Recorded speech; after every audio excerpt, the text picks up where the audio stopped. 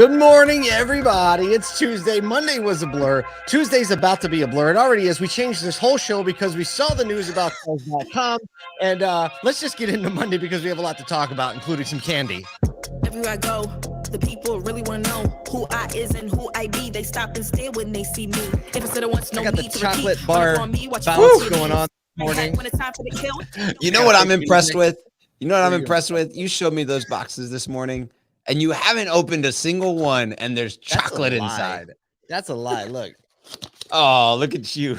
Oh, no, it only came with 4. Oh. So this, we talked about this on the show and had it in the email. These are candy bars called Feastables by the YouTube streamer named Mr. Beast, who is the highest paid YouTube streamer last year. And so these are Feastables, and the value proposition is because boomer ingredients are low-key trash. So they're so basically this has like cane sugar, organic chocolate liqueur, organic cocoa butter, quinoa, and sunflower lectin. So we have kind of like the crisp version, and we have the just all milk chocolate version, and then we have the almond version. And the cool thing about these is that on each candy bar in here, it's got this little ticket and a little sticker. You can peel this off. You scan the QR code on the back, put the code in, and they're giving away jet skis and Teslas, and 10 lucky winners will have a golden ticket that can go compete to win an entire chocolate factory. So it's modern day Willy Wonka. The reason we're talking about chocolate bars on the morning show is because this is the brand power of retail, right? Do you think my children influenced me to buy these chocolate bars? They did. They didn't have to work too hard, but they did. Also, my obsession with brand and how people react to good brand building. And I believe that this type of opportunity exists in retail automotive, just like it does everywhere else, because it's not about what business you're in. It's just about the fact that you're doing business with other people. I thought that was a fun point to bring up. Tie a little bow on the end of the Mr. Beast. You know what I love? You know what I love? Just saga. Real quick, like the fact that, and if you're listening to the pod, make sure and go find this on like YouTube or something like that, and just go check them out, or go to feastables.com, because they're really interesting boxes. But this is what I love. Like, this guy isn't a candy maker. This is not Nestle. This is not, Mars, anything like that. But he can break in because of the attention that he has on another platform, execute that attention because of like the capacity for graphic design and website management and the traffic that he can generate, and continue that attention in another industry. So like, I think about that from an auto dealer perspective is what's the attention currently on, and what could it be on if you carried that brand attention to something else, or if you got good at brand attention elsewhere, like, oh man, I think about some of the people that are on YouTube that are salespeople that are really crushing it, right? And they take that attention and transition it into retail attention, right? 100%. So where can you transfer attention in a seamless way, whether that be online to offline or offline to online, so that you create this like brand flywheel of retention and loyalty and all of that type brand of stuff. Flywheel of attention. That's good. Woo. That's good. Nate's already chiming in because he read the show notes. The Simon Sinek quote he's referring to is, those with a finite mindset fear surprises, but those with an infinite mindset see opportunity in the unexpected. I think that ties in great. We didn't even have to use a segue, but there is opportunity out there. It's not about the car you sell, the OEM you represent. It's about how you make people feel. And this morning, I'm opening this candy bar. Snap it into it. I haven't had 9 a.m. Eastern before 10 a.m. Hold on, I might as well just grab this bottle of empathy wine behind me and pair it up. Some chocolate with a nice empathy red. All right, we have this is serious business. We have more serious business while I'm chewing this candy bar, Kyle. What's the big drop that just came out? The big drop is that Cars.com, in a massive move, in my opinion, just acquired AccuTrade for $65 million in cash. And if you don't know AccuTrade, well, if you don't know Cars.com, then there's this world outside. No, if you don't know AccuTrade, what they began as is an appraisal tool, and quickly created a partnership with TrueCar a few years back when they came on the scene, and that was kind of their push into the market for trade appraising. if you don't like the technologist behind building everything that was KBB Instant Cash Offer, actually kind of moved on from that and began creating AccuTrade, which was a cleaner, more updated UX, UI from both the customer and the dealer perspective. Really, I've seen the back end of it and used it before. It's a really, really interesting way to give the capacity, especially for those that may not have the expertise of years and years of practice with appraising vehicles, to give them like real-time insights on vehicle trade analysis, right? So, AccuTrade has been doing that, but they've also kind of like started to spread their wings on a couple other things that looked like they were hinted at in the article. A couple of those things being inventory management, so coming after companies like HomeNet, Viato, VinQ, as well as wholesale management, so coming after companies like CarOffer, ACV Auctions. So they are Cars.com, I think, has really made a really smart play here. They do not have a finite mindset, I would say. Absolutely not. Alex Vetter is definitely one of those people who does not have a finite mindset. And they see opportunity in all the change, not afraid to go get it. And I'm just going to speak from the heart. I find them to be one of the most dealer-centric companies out there, let alone a publicly traded company who has kept the heart of automotive at their heart and done a really good job at doing it. I think we need to call our resident expert, Kyle, see if he picks up. Let's call Brian Kramer. Brian Kramer knows what's up, because we know he's good friends with Bob Hollinshead, knows AccuTrade, so he's probably got some insights on this. Let's see if he picks up. Good morning, Brian Kramer. Good morning. You're on the Automotive Troublemaker with Paul J. Daly and Kyle Mountsier. I wish I had an applause button. This is a treat for us. I was just eating a Mr. Beast chocolate bar on the show. I wish I could share one with you, but that would be strange. Hey, we're talking about the Cars.com AccuTrade announcement, and we thought we'd call our resident expert to weigh in. You obviously are very savvy, technologically advanced dealer, breaking rules everywhere, and would love to get your quick thoughts on this whole thing. So I just heard about that, and I think that's a very shrewd situation. With obviously, you guys know Alex better. He's extremely sharp. Bob Hollinshead, for me, is like Yoda when it comes to the used car market, and a lot of people will sit there and say, about the retail side with Dale Pollack, but the way that he looks at data has really changed the way that I looked at everything.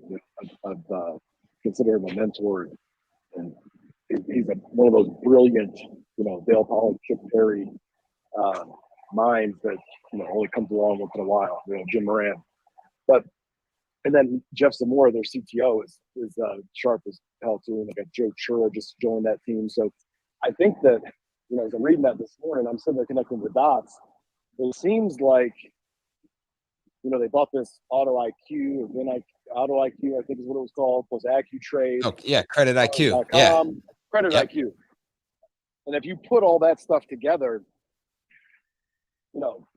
except for tag and title, they kind of have their own. They also obviously have Dealer Inspire and the DR tool. They kind of have their own little way to transact online all of a sudden, and they did it really quietly without anybody realizing it. But all of a sudden, they're almost transactional. Oh, wow, they are almost transactional. I didn't put all those pieces together until you just said it. And I talked to Bob Liastis after the CreditIQ acquisition, and his comments were essentially like the desire is to connect from the third party, from the Cars.com platform to the dealer platform a lot more seamlessly. So their intention is not to like rip transactions away. It's actually to enable transactions at the dealer level. And I think especially, and you use your store uses AccuTrade, right? Religiously. Yeah. We've appraised 40,000 plus cars, actually 45,000 plus cars on it. Wow. Yeah. So, and that platform really enables like anybody to get in. Like it doesn't take, a rocket science to use AccuTrade, like maybe a Viato or something like that to appraise anything. Like it's right there. It's at your fingertips. The learning curve is quick, right? and whether it be from the customer or the dealer side. And so if you've got a quick learning curve tool that's optimized at the third party level, right, that can then be executed at the dealer level. As you're saying this out loud, my brain's spinning. I mean, it is so simple that a consumer can appraise their own car accurately. There you go. And we find that is the case. So if you start, because I'm just thinking about this out loud, customer gets on that portal, which is it's one of the only third parties that we continue to use just because of the, what they do with the data, or what they don't do with the data, I should say. Yep. But if they get in there, they start working on payments, and they have this CreditIQ, so they can actually get pre-approved for a loan or however it is that they're going to do that. They'll be able to do either a soft pull or a hard pull, be able to pull an accurate payoff on a vehicle. They'll be able to give you real payments because they're AccuTrade, when they fill that thing out, they'll be able to give a difference between what the car is worth and what the payoff is, all before they get to us, or maybe after they were in, or if they're showrooming or whatever. And with all the other stuff they have with Dealer Inspire, it's very, very interesting. And the other interesting thing is, if you think about it, like Carvana, they know what people are searching for in certain markets, right? Yep. Or CarMax. But so does Cars.com. They sure do. So they know what people want, and now they have the trade information to match it up. It's like Match.com for cars. No kidding. It's a great illustration. And look, let's talk about who wins in all of this. The consumer wins. The consumer wins. And whenever the consumer wins, right, dealers are going to flock to that solution, right? So they're thinking ahead. I like how you said they came out of nowhere with it, right? It just was kind of like build, which is really one of the best ways to execute a good business plan, right? Little bit silently. And then all of a sudden, right? It's not like gradually, then suddenly, right? Right. I think you mentioned that to me, Kyle, along with Ben Hadley. Being underestimated or being kind of like quiet in the corner. I love that business strategy. Not saying that people are underestimating Cars.com, but like being underestimated is I love when I'm in the point of being underestimated. It's the best. It's the best. It's one of the reasons I dress like I do. Cars.com is really dealer friendly, whereas a lot are still selling data and they're kind of playing in both spaces, whatever. Yeah. They really are, they do more of their stuff with organic search than just paid and just moving the needle with, just dumping money at it so you don't cancel them or whatever. Yeah. I mean, they actually are one of the. No, they generate organic traffic from organic content that's meaningful to the consumer. And that's what drives the platform, right? It's complicated, right? You have to have a whole editorial department and writers and content producers and designers, right? It's a lot of work. It's a lot harder. It's a lot harder, which is why the road is a lot emptier and the space is a lot wider. And it's a lot less perishable, like their attention and their traffic because of it. So Brian, thanks for jumping in with us and being our little man on the spot. We're definitely going to call you again soon, but we hope you have an awesome day, my friend. Cool. Thanks for having me on. Talk to you later. Yep. Bye. Yeah. I love hanging out with Brian. He always I love the insights. We just kind of ping back and forth, and all of a sudden whoa. Yeah. Oh yeah. Well, that's what it's like having a great thought partner. I love that word, thought partner, because it's like a sounding board. You think in jujitsu, you have two people and they're grappling, right? And they're trying to, but having that other person to test how good you are here, or test, you can test them, or you can try to surprise them here with the spirit of hey, we're both trying to get better at this. That literally is what we're doing. We only have a couple minutes left. That was big news, so we wanted to make sure it just broke. We wanted to make sure we talk about it. We'll probably talk about it a little bit more in our Clubhouse room today at 11 p.m. or 11 a.m. 11 a.m. Eastern. Minority Motors. You can go to ASOTU.club and check out that room and drop in for a conversation. It's going to be amazing. Let's talk about one more article. We got one more article in us today. There's a great article. I think it was Fortune Magazine, where Jim Farley said, basically running an internal combustion engine business and an electric business, EV business, are completely different. And, people got a little bit shaky, what are you saying? He's like, don't worry. He's like, we're not splitting them off into separate businesses, but we're already running them like separate businesses. Which is really, really interesting, right? Especially from the dealer perspective. Right. Because you lean in and you're like, wait a second, does that also impact, the way that you're running the franchise? perspective within those two, or is it just the R&D and the production timelines, right? And you know, there's a lot of articles now coming out about like how leaning into subscriptions or software is big for auto manufacturers. But you know, I think about like a dealer. Like, would a dealer be able to say, you know, I run my EV business separate than my internal combustion business? Now, interestingly enough, actually, I was part of that early on in Nissan's version of this. I was a Leaf certified specialist. There were only two at our dealership.